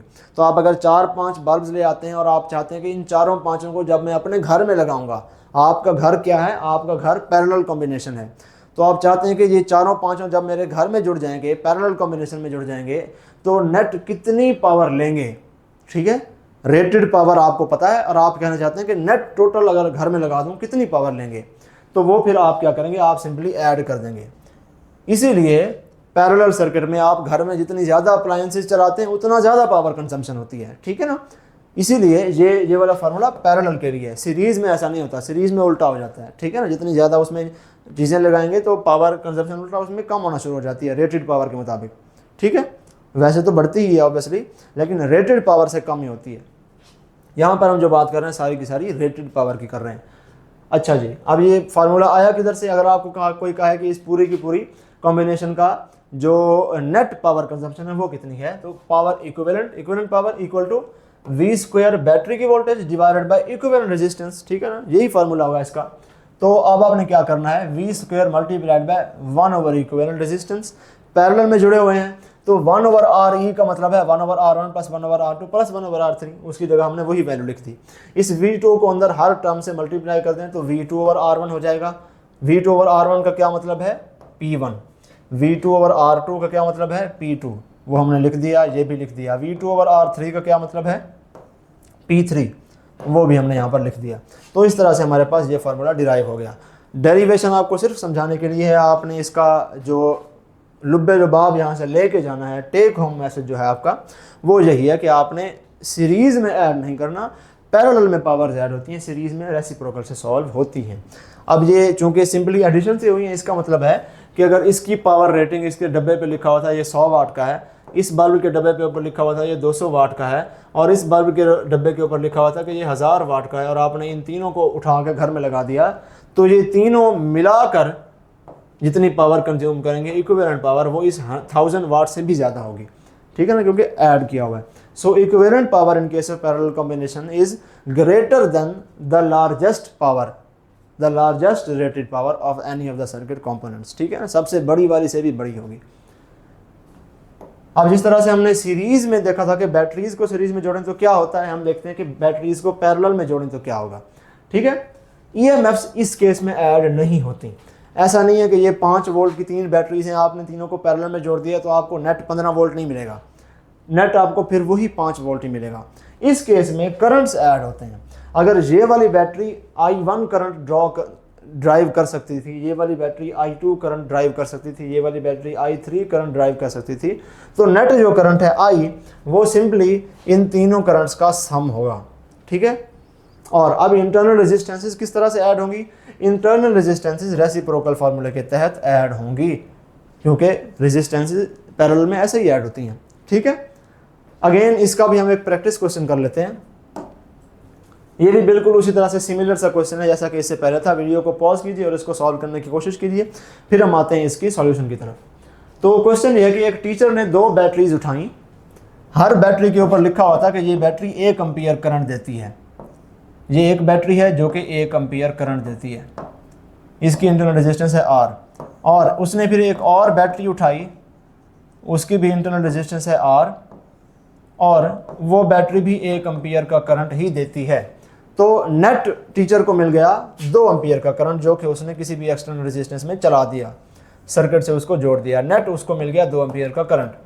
अब स्टूडेंट कहता है कि सर इससे पहले आपने कहा था कि 2 बैटरियां जोड़ने से बेटर है कि 1 बैटरी यूज़ करें, अब आप खुद 2 बैटरीज क्यों लगा रहे हैं, 1 बैटरी क्यों नहीं यूज़ करते, एक ही बैटरी उठाएं पड़ी हुई है स्टॉक में जो अकेली 2 एम्पीयर का करंट दे, तो why not use that singular battery instead of the 2। तो टीचर कहता है कि नहीं, ये मैं कर रहा हूँ जो ठीक कर रहा हूँ, ठीक है ना। स्टूडेंट रेकमेंड कर रहा है कि आप एक ही बैटरी लें जिसकी इंटरनल रेजिस्टेंस वही R है, और ये अकेली बैटरी अगर 2 एम्पीयर करंट ड्राइव कर सकती है तो why not use this one. ये गलत चॉइस होगी। क्यों? क्योंकि हमने बचानी है पावर, हमने एनर्जी बचानी है, एनर्जी कंजर्व करनी है। तो क्या होगा कि अकेली इस केस में क्या होगा, इसका टर्मिनल पोटेंशियल डिफरेंस क्या होगा, EMF माइनस IR, ठीक है ना, यही टर्मिनल पोटेंशियल डिफरेंस होगा ना जो ये देगी एक्सटर्नल रेजिस्टेंस को। ये कितनी एक्सटर्नल रेजिस्टेंस को टर्मिनल पोटेंशियल डिफरेंस देगी, इसकी जो इक्विवेलेंट रेजिस्टेंस है R की, ये नेट जो है वो रेसिप्रोकल फार्मूले से ऐड होके कम हो जाएगी, ठीक है ना। ये भी R है, ये भी R है, नेट इक्विवेलेंट रेजिस्टेंस कितनी है, R/2, ठीक है ना। आइडेंटिकल रेजिस्टर के केस में आप R/2 से इक्विवेलेंट रेजिस्टेंस निकालते हैं ना, तो इस तरह से ये निकलेगी, पैरेलल कॉम्बिनेशन में है। तो इसका टर्मिनल पोटेंशियल डिफरेंस हमें जो मिलेगा वो कितना मिलेगा, EMF तो सेम ही रहेगी, जो ये EMF दे रही है वही वो EMF दे रही है, क्योंकि पैरेलल कॉम्बिनेशन में EMFs ऐड नहीं होती, ठीक है, बस ये करंट ज़्यादा दे रही थी। तो EMF minus I into R/2, या we can write it as IR/2। अब ये उसकी निस्बत आधी एनर्जी इसकी वेस्ट हो रही है इस इंटरनल रेजिस्टेंसेस में, ठीक है ना, इसकी इतनी एनर्जी वेस्ट हो रही है इंटरनल रेजिस्टेंस में, इसकी उसके कंपैरिजन में आधी एनर्जी वेस्ट हो रही है इंटरनल रेजिस्टेंसेस में, ठीक हो गया। तो that is a better choice. अगर आपने करंट लेना है, बैटरी को मिलाकर आपने नेट करंट ज़्यादा लेना है, तो आपके लिए बेहतर चॉइस है कि आप सेम EMF वाली और 1 एम्पीयर वाली 2 बैटरीज जोड़ लें, इंस्टेड ऑफ अगर आप उतनी ही EMF वाली ज़्यादा एम्पीयर वाली एक ही बैटरी जोड़ें तो वो गलत चॉइस होगी, ठीक है ना। EMF सबकी सेम है, तो आपको इस केस में जो है एक्सटर्नल रेजिस्टेंस में टर्मिनल पोटेंशियल डिफरेंस ज़्यादा मिलेगी, उतना ज़्यादा लॉस नहीं होगा वोल्टेज का जितना इधर हो रहा है, इस वजह से, क्योंकि इसमें इंटरनल रेजिस्टेंस एक ही है, उसमें जब वो इंटरनल रेजिस्टेंसेस पैरेलल में जुड़ गई तो नेट इंटरनल रेजिस्टेंस जो इक्विवेलेंट है वो हाफ हो गई है आपकी, तो अब आपका ज़्यादा से ज़्यादा वोल्टेज इसको मिल रही है, उधर वेस्ट नहीं हो रही। So this is a better choice, that one. ये भी क्वेश्चन है, इसको सॉल्व कीजिए, उसके बाद हम इसका सॉल्यूशन देखते हैं। A student takes 2 bulbs of rating 100 watt 12 volts and 200 watt 12 volts. अब देखें दोनों की रेटिंग वही नॉर्मल रेटिंग है, बस 220 वोल्ट की जगह 12 वोल्ट लिख दिया गया है। तो ये उसी हिसाब से हम इसको देखेंगे, किस हिसाब से, V²/R वाले के हिसाब से। अच्छा जी, स्टूडेंट ने क्या किया कि उन दोनों को सीरीज में जोड़ दिया और फिर उन्हीं दोनों को स्टूडेंट ने पैरेलल में जोड़ दिया और दोनों टाइम उसने 12 वोल्ट की बैटरी ली। जैसा कि यहाँ पर 12 वोल्ट की बैटरी से उसने पहले सीरीज में जोड़ा और उसी 12 वोल्ट की बैटरी से फिर उसने पैरेलल में जोड़ दिया। तो आप बताएं कि बैटरी के पास अब लिमिटेड अमाउंट ऑफ चार्ज है, ठीक है ना, लिमिटेड अमाउंट ऑफ पावर है, लिमिटेड अमाउंट ऑफ एनर्जी है। तो इस केस में बैटरी जल्दी ख़त्म होगी कि उस केस में बैटरी जल्दी ख़त्म होगी, ठीक है। अब ये हमें किस तरह से पता चलेगा, हम देखेंगे कि किस केस में पावर नेट कंजम्पशन ज़्यादा है। जिस केस में नेट पावर कंजम्पशन ज़्यादा होगी, ये भी पावर इक्विवेलेंट है, इसको हम किसी और कलर से शो कर देते हैं, ब्लू से, ये भी नेट पावर इक्विवेलेंट है। तो जिसकी इक्विवेलेंट पावर ज़्यादा होगी वो बैटरी को जल्दी रन आउट कर देगा, ठीक है ना। तो हमने देखना है कि किसकी इक्विवेलेंट पावर ज़्यादा होगी। अब इस केस में इक्विवेलेंट पावर क्या होगी, रेटेड पावर इसकी भी 100 वाट है, उसकी भी 100 वाट है। तो इक्विवेलेंट पावर क्या होगी, सीरीज़ में जुड़े हुए हैं तो ऐड नहीं करना, रेसिप्रोकल ले लेना है, ठीक है ना, रेसिप्रोकल। तो दो आइडेंटिकल पावर्स हैं तो इक्विवेलेंट पावर होगी, किसी एक की पावर उठा के उसको नंबर ऑफ रेजिस्टेंसेस पर डिवाइड कर दें। तो नेट ये 50 वाट है इसकी इक्विवेलेंट पावर। उसकी इक्विवेलेंट पावर क्या है, उसमें पैरेलल है तो आपने यहाँ पर ऐड करना है n number of identical resistances multiplied by 2 कर दें सिंपली, तो 200 वाट। अब ये पूरी की पूरी कॉम्बिनेशन 200 जाउल पर सेकंड एनर्जी यूज़ कर रही है। ये पूरी की पूरी कॉम्बिनेशन सिर्फ 50 जाउल पर सेकंड यूज़ कर पा रही है। तो जल्दी बैटरी उधर ख़त्म होगी कि इधर ख़त्म होगी, ऑब्वियस सी बात है कि उधर ख़त्म होगी, ठीक है ना। तो इसीलिए in which case the battery will run out sooner, battery will run out sooner in this case, parallel combination वाले केस में, ठीक हो गया। एक और क्वेश्चन है, इसको सॉल्व कीजिए और फिर हम उसके बाद इसका सॉल्यूशन देखते हैं। आज हम प्रैक्टिकल सर्किट्स बहुत सारे सॉल्व करेंगे ताकि आपको किसी भी किस्म का सर्किट दे दिया जाए तो आप उसको सॉल्व कर सकें। इसको ज़रा सॉल्व करें। क्वेश्चन है 2 ओम एंड 4 ओम रेजिस्टर्स को पहले हमने 10 वोल्ट की बैटरी के अक्रॉस सीरीज में जोड़ा और फिर उनको पैरेलल में जोड़ा। तो आप बताएं वोल्टेज और करंट किस किस तरह डिवाइड होंगे, ठीक है ना। पहले हम वोल्टेज को देखते हैं, करंट को आप खुद करेंगे। वोल्टेज डिवाइडर फार्मूला लगा के इसके अक्रॉस वोल्टेज कितनी होगी, V is equal to net voltage होती है मल्टीप्लाइड बाय जिस रेजिस्टेंस की निकालनी है उस रेजिस्टेंस को ऊपर रखते हैं, डिवाइडेड बाय बाकी सारे रेजिस्टेंसेस का सम होता है। ऐसे होता है ना फार्मूला। तो क्या होगा, इसके अक्रॉस V1 अगर मैं लिख दूँ इसको, V क्या है 10 volt multiplied by 2 divided by 4 और 2 6। V1 क्या हो जाएगा 10 दूने 20, या इसी को यहाँ पे कर दें 2 एकम 2 2 3 6। तो क्या होगा 10 डिवाइडेड बाय 3, 10/3, ठीक है। यानी कि इस 10 का 1/3 इधर जा रहा है, सही हो गया। बाकी जो है वो उस तरफ इसका जा रहा है। अब इसके अक्रॉस वोल्टेज ज़रा निकालें, voltage drop V2 net voltage multiplied bye ये जो 4 है डिवाइडेड बाय 4 जमा 2, V2 is equal to 10 multiplied by 4/6, 2 दूनी 4 2 तिया 6, V2 is equal to 2/3 of 10 volts, ठीक है ना। तो इस 10 वोल्ट्स का 2/3 जो है वो इधर जा रहा है, इस 10 वोल्ट्स का 1/3 जो है वो इधर जा रहा है, ठीक है। ये जितना वोल्टेज ड्रॉप ले रहा है उसका डबल वोल्टेज ड्रॉप इधर आ रहा है, ठीक है ना। जिसकी रेजिस्टेंस डबल है उससे, ये 2 है वो 4 है, उसकी रेजिस्टेंस भी डबल है तो उसका वोल्टेज ड्रॉप भी इससे डबल है, ठीक है। ये यहाँ पर हल्का सामने कॉन्सेप्ट देख लिया। अब करंट किस तरह से डिवाइड होगा वो भी कर ही लेते हैं। अच्छा जी, 2 है, हमने कहा था 2 जब आपके पास ब्रांचेज हों तो आप वो जुगाड़ वाला फार्मूला लगा सकते हैं, हम वही लगाएंगे यहाँ पर। अगर आपने इस ब्रांच के अक्रॉस करंट निकालना है तो आप क्या करेंगे, नेट करंट पहले आपको पता होना चाहिए, फिर आप मल्टीप्लाई करेंगे उसको उसके ऑपोजिट वाली ब्रांच के रेजिस्टेंस के साथ डिवाइडेड बाय सम 4 + 2, ठीक है। पहले हम करंट निकाल लें, नेट करंट कितना है। तो I बराबर होगा V divided by RE। Equivalent power कितनी है इनकी 2 और 4, इसकी इक्विवेलेंट किस तरह से निकालेंगे, रेसिप्रोकल वाले फार्मूले से। और 2 हैं तो किस तरह से निकालेंगे, 2 मल्टीप्लाइड बाय 4 डिवाइडेड बाय 2 + 4, ये होगी इक्विवेलेंट रेजिस्टेंस, पावर नहीं सॉरी रेजिस्टेंस। 4 दूनी 8 डिवाइडेड बाय 4 और 2 6, 8/6 ये है इक्विवेलेंट रेजिस्टेंस। तो अब वोल्टेज कितनी है, वोल्टेज है 10 वोल्ट, डिवाइड कर देना इसको R इक्विवेलेंट पे जो कि 8/6 है। तो करंट कितना हो गया 10 मल्टीप्लाइड बाय 6/8, ठीक है। 2 5 10 2 4 8, 5 ज़रब 6/4, 2 3 6, 2 दूनी 4, 5 मल्टीप्लाइड बाय 2 3 6, 2 दूनी 4, तो 3/2 यानी कि 15/2, 15/2 एम्पियर्स ये है इसका करंट। ठीक है, अब यही करंट आपने यहाँ पे पुट कर देना है। डायरेक्ट मैं इधर ही पुट करता हूँ। ठीक है, 15/2, 4 और 4 + 2 क्या होगा, 6 हो जाएगा। 4 डिवाइडेड बाय, ये हमने यहाँ पर 6 लिख दिया।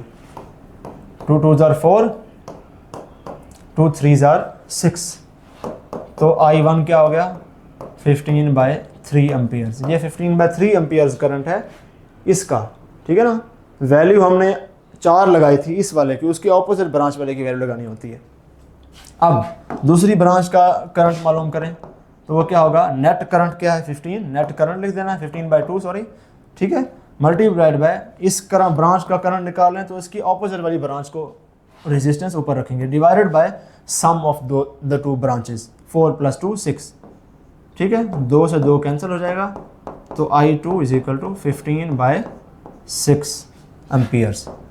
यहाँ पर भी आप देखें जिसकी रेजिस्टेंस डबल है वो कम करंट ले रहा है, इसकी उसकी 2 है, इसकी 4 है, इसकी डबल है, तो वो 15/3 ले रहा है, ये 15/6 ले रहा है। 15/3 को 2 से मल्टीप्लाई करें तो 15/6 आता है।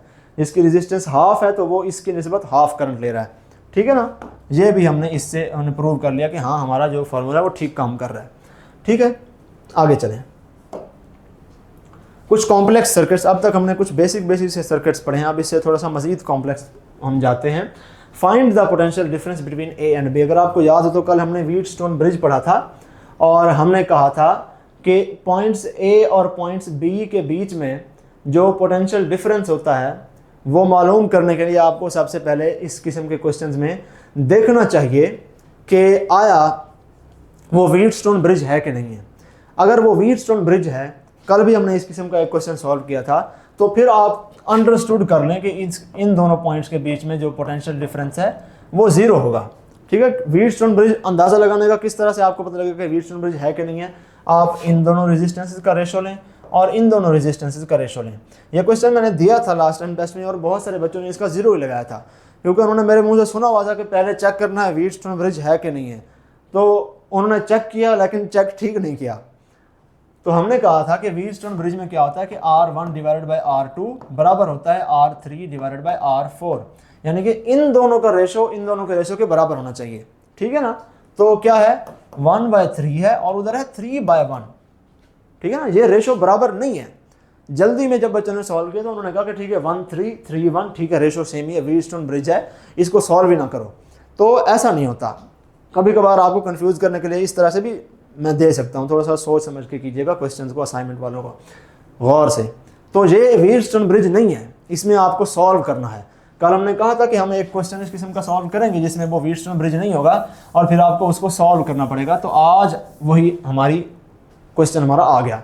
तो अब इस किस्म के सवालों में हमने किस तरह से काम करना है। बैटरी 10 वोल्ट की है, मतलब अगर चार्ज यहाँ से निकलेगा इधर आएगा और यहाँ पर आप उसको देखेंगे चार्ज को, इस वक्त चार्ज जब इधर पहुँचा हुआ है उसके पास कितना पोटेंशियल होगा, कितने वोल्ट होगा, 10 वोल्ट। ठीक है, उसके बाद वो चार्ज गुजरेगा, इस रेजिस्टेंस में थोड़ी थोड़ी उसकी पोटेंशियल लूज़ हो जाएगी और जब वो यहाँ पर पहुँचेगा यहाँ पर उसमें पोटेंशियल कम होगी। तो जितना पोटेंशियल यहाँ पे लूज़ करेगा वो हम कहेंगे कि वो इस रेजिस्टेंस का पोटेंशियल ड्रॉप है। इसी तरह से यही 10 वोल्ट वाला चार्ज, अभी इसके पास 10 वोल्ट ही है, ऊपर भी 10 वोल्ट में जाएगा, नीचे भी 10 वोल्ट में, पैरेलल है, दोनों को ब्रांचेस को 10 वोल्ट मिलेगा। तो कुछ पोटेंशियल वो यहाँ पे ड्रॉप कर देगा और जब यहाँ पर आ जाएगा तो इस 10 वोल्ट से कुछ ना कुछ कम उसके पास पोटेंशियल होगी और जितनी यहाँ पे लूज़ करेगा वो हम कहेंगे कि वो इस रेजिस्टेंस का पोटेंशियल ड्रॉप है। ऐसे तो हमें क्या करना है, इस रेजिस्टेंस का पोटेंशियल ड्रॉप निकालना है, इस रेजिस्टेंस का पोटेंशियल ड्रॉप निकालना है। फिर हम देखेंगे कि 10 में से उस पोटेंशियल ड्रॉप जितनी एनर्जी कम हो गई है, बाकी जो बची है वो अब चार्ज जब इधर होगा उसके पास उतनी एनर्जी होगी। इसी तरह से 10 वोल्ट में से इस रेजिस्टेंस का पोटेंशियल ड्रॉप हम माइनस कर देंगे, जो बाकी बचेगा वो इस पॉइंट का पोटेंशियल हमारे पास आ जाएगा। तो इस तरह से हम इन दो पॉइंट्स का पोटेंशियल कैलकुलेट करेंगे, फिर उन दोनों का डिफरेंस कैलकुलेट करेंगे तो हमारे पास आ जाएगी वैल्यू कि ए और बी पॉइंट के बीच में पोटेंशियल डिफरेंस कितना है। ठीक है, तो सबसे पहले एक एक करके इसको सॉल्व करते हैं। पहले ऊपर वाली ब्रांच को देखें। ऊपर वाली ब्रांच को एक सेपरेट सीरीज कॉम्बिनेशन के तौर पे एज्यूम करें, जिसको 10 वोल्ट नेट जो है मिल रहा है, ठीक है, 0 और 10, और नेट इसको पोटेंशियल डिफरेंस कितना मिल रहा है, 10 वोल्ट। इस 10 वोल्ट का कुछ हिस्सा इधर पोटेंशियल ड्रॉप में चला जाएगा, कुछ हिस्सा इधर चला जाएगा। अब हमने मालूम करना है कि इधर कितना गया, तो voltage divider formula V across this 1 ohm वाला फार्मूला, इसको मैं V1 लिख रहा हूँ, will be equal to net voltage जो कितनी है, 10 है, तो 10 ही लिख दो यहाँ पर। 10 मल्टीप्लाइड बाय जिस रेजिस्टेंस का मालूम कर रहे हैं उसको ऊपर रखेंगे 1 ओम, और नीचे लिखेंगे उस सीरीज कॉम्बिनेशन की सारी रेजिस्टेंसेस का सम। तो सीरीज कॉम्बिनेशन हम सिर्फ ये 1 और 3 वाली देख रहे हैं, अब नीचे वाली ब्रांच पे नहीं आए।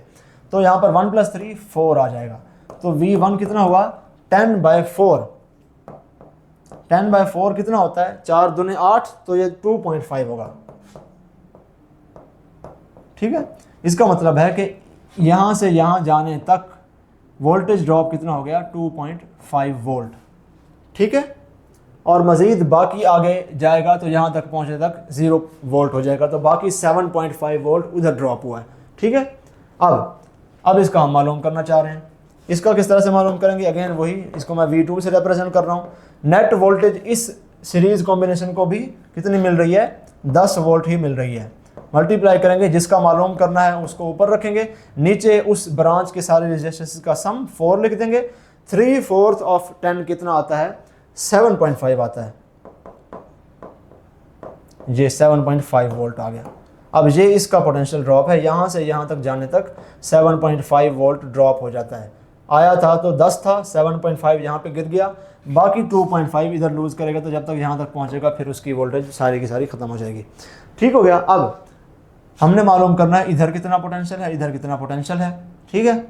तो 10 वोल्ट आया, 2.5 ड्रॉप कर गया, बाकी कितना बचा, जब यहाँ पे पहुँचा चार्ज तो उसके पास बाकी वोल्टेज बची थी 7.5, जो वो आगे उस रजिस्टर में रिलीज़ करेगा। इसी तरह 10 वोल्ट लेके आया चार्ज, इधर 7.5 ड्रॉप कर दिया, जब यहाँ पे पहुँचा तो उसके पास बाकी 2.5 वोल्ट बचा था, वो 2.5 वोल्ट वो आगे इस रजिस्टर में रिलीज़ करेगा। तो यहाँ इस पॉइंट का पोटेंशियल हमारे पास आ गया 7.5 वोल्ट, बी पॉइंट का पोटेंशियल हमारे पास आ गया 2.5 वोल्ट। आप पोटेंशियल डिफरेंस मालूम करें, VA माइनस VB 7.5 माइनस 2.5, तो कितना आ जाएगा 5 वोल्ट्स, यानी कि पॉइंट A 5 वोल्ट ज़्यादा पोटेंशियल पर है as compare to point B, और पॉइंट B 5 वोल्ट कम पोटेंशियल पर है as compare to point A। Higher potential वाला पॉइंट A ही है, और दोनों के दरमियान पोटेंशियल डिफरेंस कितना है, 5 वोल्ट्स। ये हमने पहला कॉम्प्लेक्स सर्किट कर लिया। आगे आ जाएं। अब कुछ कॉम्प्लेक्स सर्किट्स इस किस्म के होते हैं कि उसमें पता लगाना मुश्किल होता है कि ये सीरीज़ है कि पैरेलल है, तो इसका एक ट्रिक हम अब डिस्कस करने वाले हैं। अब फॉर एग्जांपल ये सर्किट है, ये बड़ा मशहूर सर्किट है, आपने कई मरतबा प्रैक्टिस क्वेश्चंस में किया होगा। तो इस सर्किट को जब सॉल्व किया जाता है तो इसको पैरेलल अज्यूम करके सॉल्व किया जाता है। बहुत सारे बच्चों को पता है कि इसको पैरेलल क्यों अज्यूम किया जाता है, लेकिन स्टिल कुछ बच्चों को कन्फ्यूजन होती है कि ये आखिर पैरेलल क्यों है, हालांकि सारे के सारे सीरीज़ में जुड़े हुए हैं, हमने इसको पैरेलल करके क्यों सॉल्व किया है। तो उसकी बेटा जी वजह यह है कि आपने ये देखना होता है कि हर resistor at the same time battery के दोनों टर्मिनल से कनेक्टेड हो without any other resistance in between, ठीक है। क्या बोला मैंने बात, every resistor should be connected to both the terminals of battery without any other resistance in between। ये बात नोट कर लें, ये बहुत सोने के भाव की बात है जो आपको पता होनी चाहिए, ठीक है। अब अगर आपसे कोई कहे कि 1 ओहम और 3 ओहम वाला दो रेजिस्टर आपस में पैरेलल में हैं कि सीरीज में हैं, आप कहेंगे सीरीज में हैं। कैसे पता चला, क्योंकि इस 1 ओहम का ये वाला जो टर्मिनल है ये तो ठीक है बैटरी से डायरेक्ट जुड़ा हुआ है, बीच में कोई और रेजिस्टेंस नहीं है, दूसरा ये वाला टर्मिनल भी इसका बैटरी से जुड़ा हुआ है, लेकिन बीच में एक रेजिस्टेंस आ गई है, तो हम नहीं कह सकते कि ये 1 ओम वाला 3 ओम के साथ पैरेलल में है। लेकिन अगर आपसे कोई पूछे कि ये दोनों रेजिस्टर्स मिला के, ये दोनों रेजिस्टर मिला के और ये दोनों रेजिस्टर मिला के ये आपस में सीरीज में है कि पैरेलल में है, तो आप कहेंगे पैरेलल में। क्यों? क्योंकि इस पूरे के पूरे कॉम्बिनेशन का ये वाला एंड भी डायरेक्टली बैटरी से कनेक्टेड है without any resistance in between, दूसरा वाला एंड भी without any resistance in between connected है, ऊपर वालों का भी without any resistance in between direct battery के साथ जुड़ा हुआ है, यहाँ से भी डायरेक्ट बैटरी के साथ जुड़ा हुआ है, तो इसलिए हम कहते हैं ये पैरेलल है। चलो ये तो सिंपल बात हो गई। यहाँ पर हम किस तरह से ये फैसला करेंगे? तो आपने R1 को देखना है, बैटरी के टर्मिनल्स हैं A और B, यहाँ से उनको पोटेंशियल मिल रहा है, पोटेंशियल डिफरेंस मिल रहा है। R1 का ये वाला एंड डायरेक्टली A से जुड़ा हुआ है, तो इस पॉइंट पर वही पोटेंशियल होगी जो पॉइंट A पर है, यानी बैटरी के टर्मिनल वाली पोटेंशियल इसको मिल रही है। इसका दूसरा एंड जो है वो यहाँ से कनेक्टेड है बैटरी के B वाले पॉइंट से, तो बैटरी के B वाले पॉइंट पर जो पोटेंशियल होगा इस टर्मिनल पर वही उसको यहाँ पर मिलेगा, तो आप इसको भी B कह सकते हैं।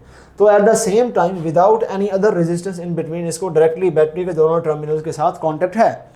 दूसरे को देखें, दूसरे का ये वाला टर्मिनल तो ठीक है B वाले से कनेक्टेड है, इसका ये वाला जो एंड है ये डायरेक्टली A वाले से कनेक्टेड है, तो इस पॉइंट को हम A कह सकते हैं। तो एट द सेम टाइम इसको डायरेक्टली बैटरी के दोनों टर्मिनल से पोटेंशियल आ रहा है without any resistance in between, ठीक है। और तीसरे वाले को भी देख रहे हैं, तीसरे वाला यहाँ से A वाले से कनेक्टेड है उधर से और डायरेक्टली B से कनेक्टेड है। इसको हम रीड्रॉ करके इस तरह से भी लिख सकते हैं कि R1 को भी बैटरी से मिल रहा है, R2 को भी बैटरी से मिल रहा है, R3 को भी बैटरी से डायरेक्टली मिल रहा है। यहाँ पर समझ में आती है, लेकिन यहाँ पर थोड़ा सा डिफरेंट करके बता दिए तो समझ में नहीं आती, लेकिन ये दोनों सर्किट्स एग्जैक्टली सिमिलर हैं, तो आप यहाँ पर सारे रूल्स वही यूज़ करेंगे जो पैरेलल सर्किट के यूज़ करते हैं। अब पहले तो थोड़ा सा ईजी था, अब थोड़ा सा हल्का सा लेवल अप करें, टेंशन नहीं लेनी, बिल्कुल ईजी चीज़ है। अब ये सर्किट सीरीज में है कि पैरेलल में है? ये सर्किट भी पैरेलल में है, ठीक है। अगेन आपने कौन सा असूल फॉलो करना है कि all the terminals of both the terminals of the resistance should be connected directly to the battery without any resistance in between. अब ये देखें, बैटरी का एक टर्मिनल B है, एक टर्मिनल B है, ये सारे के सारे रेजिस्टर्स इस पॉइंट पर इकट्ठे हो रहे हैं, यानी सारे रेजिस्टेंसेस का एक एंड तो डायरेक्टली बैटरी के A से कनेक्टेड है without any other resistance in between, यानी बैटरी A वाला पोटेंशियल इन सारों को तो एक एक एंड पर दे रही है। अब इन सारों के दूसरे एंड्स उस तरफ हैं, तो दूसरे एंड्स का डायरेक्टली बैटरी के B टर्मिनल से कनेक्ट होना ज़रूरी है, तब हम इनको पैरेलल में मानेंगे, ठीक है। अब फॉर एग्जांपल R1 को ले लें, R1 का एक टर्मिनल A से पोटेंशियल ले रहा है, ये दूसरा एंड यहाँ से B के साथ कनेक्टेड है, तो इस पॉइंट को भी मैं B कह सकता हूँ। R2 का ये वाला एंड यहाँ से B से कनेक्टेड है, तो इस पॉइंट पर भी वही पोटेंशियल होगा जो B पर है, ठीक है। R3 का भी एक एंड तो A से है, दूसरा एंड ये B से कनेक्टेड है, इस पर भी B वाला पोटेंशियल है, यहाँ पर भी B वाला पोटेंशियल है, इधर भी B वाला पोटेंशियल R5 को मिल रहा है, R6 को भी यहाँ से B वाला पोटेंशियल ही मिल रहा है, R7 को भी B वाला पोटेंशियल ही मिल रहा है। तो इन सारों के दोनों terminals eight the same time without any other resistance in between battery के टर्मिनल से डायरेक्टली पोटेंशियल ले रहे हैं, तो इसको हम इस सर्किट को रीड्रॉ करके एक सिंपल पैरेलल सर्किट तौर पे ड्रा कर सकते हैं, और जो असूल हम एक सिंपल पैरेलल सर्किट पर लगाते हैं वही सारे असूल हम इस सर्किट पर लगाएंगे। डज नॉट मैटर आपको दिया किस तरह से जाता है सर्किट, आपने देखना है कि वो पैरेलल है कि नहीं है। कैसे देखेंगे? आप देखेंगे कि उसके दोनों एंड्स, हर रेजिस्टेंस के दोनों एंड डायरेक्टली बैटरी से कनेक्टेड हो without any other resistance in between, ठीक है। पॉलीगोनल सर्किट्स हम थोड़े से पढ़ लेते हैं, जैसा कि हम हर केस में पॉलीगोनल प्रॉब्लम देखते हैं, तो इसको भी देख लीजिए। पॉलीगोनल सर्किट्स ये होते हैं कि आपको एक पॉलीगॉन में रेजिस्टेंसेस दे दी जाती हैं। यहाँ पर स्क्वायर है, उस स्क्वायर के हर एंड पर एक एक रेजिस्टेंस है, सारों के रेजिस्टेंसेस सेम है, R है, और आपको कहा जाता है कि पॉइंट A और पॉइंट B के दरमियान में जो इक्विवेलेंट रेजिस्टेंस है वो मालूम करें। तो इसका एक तरीका तो ये है कि ये रेजिस्टेंस और ये रेजिस्टेंस आपस में क्या है? सीरीज़ में है, तो R प्लस R 3R हो जाएगा। इसको हम रीड्रॉ करेंगे तो इस तरह से करेंगे, ये 3R हो गया और यहाँ पर R स्टिल है। अब ये 3R और ये R आपस में क्या है? पैरेलल में है, तो इनको आप फिर दो अगर नॉन आइडेंटिकल रेजिस्टर्स पैरेलल में हो, किस तरह से उसको सॉल्व करते हैं? R1 R2 divided by R1 plus R2, ऐसे करते हैं ना। ये होगी हमारे पास इक्विवेलेंट रेजिस्टेंस। किस तरह से होगी? 3R मल्टीप्लाइड बाय R क्या हो जाएगा? 3R square divided by 4R। एक आर से एक आर कैंसिल हो जाएगा और आपके पास आर इक्विवेलेंट आ जाएगा 3/4 आर। अब ये लंबा तरीका है, इसको शॉर्टकट के थ्रू सॉल्व करने का तरीका ये है कि आप ये वाला फार्मूला यूज़ करें। उससे पहले हम इसको देख लेते हैं ट्रायंगल को। यहाँ पर भी वही है, आपने पॉइंट ए और पॉइंट बी के दरमियान में इक्विवेलेंट रेजिस्टेंस मालूम करनी है। तो अब ये दोनों रेजिस्टेंसेस सीरीज़ में है, तो ये आर और आर 2R हो जाएगा, ठीक है। यहाँ पर 2R हो जाएगा और यहाँ पर हो जाएगा आर, और 2R और आर का जब आप इस तरह से निकालेंगे वैल्यू तो किस तरह से आएगी, 2R R divided by 2R प्लस आर, ये हो जाएगी आर इक्विवेलेंट इसकी। तो क्या हो जाएगा 2R स्क्वायर 3R 2/3R, यहाँ पर इक्विवेलेंट रेजिस्टेंस मिल जाएगी हमारे पास। ये भी हमने एक कन्वेंशनल तरीके से किया जैसा कि करना चाहिए, लेकिन एक फार्मूला शॉर्टकट वाला ये है कि आपको अगर ये तो ट्रायंगल स्क्वायर है, आपको पेंटागन दे दिया जाए, आपको हेक्सागन दे दिया जाए, आपको हेप्टागन ऑक्टागन दे दिया जाए, तो क्या आप सारे इकट्ठे बैठ के सॉल्व करते रहेंगे, मुश्किल काम हो जाएगा ना। आपके पास फार्मूला है ये इक्विवेलेंट रेजिस्टेंस का कि अगर आपको ऐसा पॉलीगॉन दिया जाता है जिसकी n साइड्स हैं, इसकी 3 साइड्स हैं, उसकी 4 साइड्स हैं, कोई n साइड्स वाला पॉलीगॉन, तो n-1 divided by n times resistance से मल्टीप्लाई कर देंगे, आपके पास इक्विवेलेंट रेजिस्टेंस आ जाएगी। लेकिन इस फार्मूले की कुछ लिमिटेशंस हैं। एक लिमिटेशन ये है, आपको कोई भी फार्मूला पढ़ें तो सबसे पहले ये देखा करें कि क्या वो फार्मूला हर जगह पे यूज़ करना है कि नहीं करना। हर फार्मूला हर जगह पे यूज़ नहीं होता, ठीक है। अब ये फार्मूला कहाँ कहाँ पे यूज़ नहीं होता, इसके लिए ज़रूरी है कि रेजिस्टेंसेस आइडेंटिकल हों, ठीक है, क्या हों, आइडेंटिकल रेजिस्टेंसेस। दूसरी बात इसके लिए ज़रूरी है कि इसके लिए आपको इक्विवेलेंट रेजिस्टेंस जो है वो कंसेक्यूटिव एंड्स के बीच में पूछी गई हो, यानी कि ये पॉलीगॉन है, इसका एक वर्टेक्स ये है, दूसरा वर्टेक्स ये है, इसके फौरन बाद वाला वर्टेक्स, ये कंसेक्यूटिव वर्टिसेस हैं, इनके बीच में इक्विवेलेंट रेजिस्टेंस पूछी जाए तो ये फार्मूला लगा सकते हैं। यहाँ पर भी एक ये है एंड है, उसके फ़ौरन बाद ये वाला एंड है। अगर ये वाला भी लेते तो वो भी इसके फ़ौरन बाद वाला ही होता, क्योंकि ट्रायंगल ही है तो कंसेक्यूटिव ही है। तो इसके भी कंसेक्यूटिव एंड्स के बीच में पूछी गई, आप ये वाला फार्मूला लगा सकते हैं। अगर आपको इस तरह से दिया जाता है, यहाँ पर भी ऑब्वियसली ये वही है, कंसेक्यूटिव एंड्स हैं, ठीक है, इसमें कोई प्रॉब्लम नहीं है। ट्रायंगल में आप जैसे भी करें कंसेक्यूटिव एंड्स ही होते हैं हमेशा, लेकिन यहाँ पे ये फार्मूला नहीं लगेगा। क्यों? आपको इस पॉइंट और इस पॉइंट के बीच में रेजिस्टेंस मालूम करने का कहा गया है, तो अब ये फार्मूला काम नहीं करेगा। अगर आपको इस पॉइंट और इस पॉइंट के बीच में रेजिस्टेंस का मालूम करने का कहा जाता तो आप ये फार्मूला लगा सकते थे, अब ये फार्मूला नहीं लगेगा। अब क्या करना है फिर? अब अगेन आपने कन्वेंशनल तरीके से फॉलो करना। ये दोनों सीरीज़ में है, ये दोनों सीरीज़ में है, इनको ऐड कर देंगे, फिर ये दोनों आपस में पैरेलल में है, फिर पैरेलल वाला फार्मूला लगाएंगे और फिर ये सॉल्व होगा सर्किट। ठीक हो गया? आगे आ जाए। Find the potential drop across A and B points. अच्छा जी, अब ये देखें, अब ये सर्किट जो है इस तरह इसको सॉल्व करना थोड़ा सा मुश्किल हो जाता है, थोड़ा सा दिमाग का दही हो जाता है। अगेन हम इसको रीड्रॉ कर लेंगे इस फॉर्म में। इस सर्किट में क्या है, सेंटर में एक दिया हुआ है बैटरी, इस बैटरी के दो एंड्स हैं, यहाँ पर ये पोटेंशियल दे रही है, यहाँ पर ये पोटेंशियल दे रही है, एक ब्रांच वो है, एक ब्रांच ये है। ठीक है, तो हम इसको इस तरह से ड्रॉ कर सकते हैं कि ये 2 वोल्ट का है, इसने पॉइंट्स ए और पॉइंट सी के ऊपर दिया, तो ये पॉइंट ए हो गया, ये पॉइंट सी हो गया, और यहाँ से एक ब्रांच ये है, एक ब्रांच ये है। ठीक हो गया? अब ऊपर वाली ब्रांच में ए पॉइंट के बाद 2 रेजिस्टेंस आने के बाद पॉइंट बी था, तो ये ए पॉइंट है, इसके बाद 2 रेजिस्टेंस के बाद यहाँ पर पॉइंट बी आएगा। नीचे वाली ब्रांच में एक रेजिस्टेंस के बाद पॉइंट डी था, तो एक रेजिस्टेंस के बाद हमने यहाँ पर पॉइंट डी ले लिया। अब क्वेश्चन आपका ये है कि find the potential drop across points A and B. यहाँ से यहाँ तक का पोटेंशियल ड्रॉप आपने कैलकुलेट करना है। तो अब आप क्या करेंगे, आप इस ब्रांच को एक सेपरेट सीरीज सर्किट के तौर पे अज्यूम करेंगे और यहाँ पर वोल्टेज डिवाइडर फार्मूला फेंक के मार देंगे। क्या होता है वोल्टेज डिवाइडर फार्मूला? कि voltage across any component of the circuit is equal to net voltage, जो कि हमारे पास क्या है 2 वोल्ट। इस ब्रांच को भी 2 वोल्ट मिल रही है, इस ब्रांच को भी 2 वोल्ट मिल रही है, तो इस ब्रांच की नेट वोल्टेज 2 वोल्ट ही है। हम यहाँ पर वैल्यू पुट करेंगे 2 वोल्ट मल्टीप्लाइड बाय न्यूमरेटर में क्या लिखते हैं, जिसके अक्रॉस मालूम करना है आपने। ठीक है, किसके अक्रॉस मालूम करना है? 5 और 5 इस 10 ओहम के अक्रॉस मालूम करना है। तो ऊपर लिखेंगे आप 10, नीचे क्या लिखेंगे, उस ब्रांच के सारे रेजिस्टेंसेस का सम। उस ब्रांच में सारी 5 जमा 5 जमा 5 15 है, तो 10/15 हो जाएगा। ठीक है, 5 दूनी 10, 5 तिया 15, 2 ज़रब 2/3 क्या आ गया, 4/3, 4/3 इतने वोल्ट्स का पोटेंशियल ड्रॉप है इन दो पॉइंट्स के बीच में। ठीक हो गया, इसको इस तरह से सॉल्व करना है। लास्ट हमारा क्वेश्चन है आज का, इसके बाद हम इंशाल्लाह इस लेक्चर को ख़त्म करते हैं। Find the current through the resistor 5 ohm. इससे पिछले क्वेश्चन में हमने वोल्टेज डिवाइडर लगाया, इस क्वेश्चन में हम लगाएंगे करंट डिवाइडर। अच्छा जी, इस रेजिस्टर के अक्रॉस करंट मालूम करना है। अगेन इसको रीड्रॉ कर लें, सिंप्लीफाई कर लें, तो ये इस तरह से बन जाएगा कि एक ब्रांच ऊपर है 8 ओहम प्लस 2 ओहम, उसका नेट 10 ओहम लिख दिया हमने। नीचे ये एक ही ब्रांच है 20 जमा 5 25 ओहम हमने इकट्ठे लिख दिया। ठीक है ना। अब इस ब्रांच में जो करंट ड्रॉ होगा, ये टोटल आई 2.4 एम्पियर दिया हुआ है, इसका कुछ पोर्शन I1 ऊपर जाएगा, कुछ पोर्शन इसका I2 इधर जाएगा। अब ये I1 इसमें से भी फ्लो करेगा, इसमें से भी फ्लो करेगा, ये I2 इसमें से भी फ्लो करेगा, इसमें से भी फ्लो करेगा।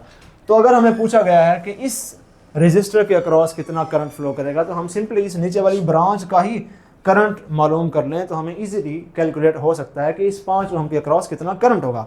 ठीक है, तो आप क्या करें, आप इस पैरेलल सर्किट के ऊपर लगा दें करंट डिवाइडर का फार्मूला।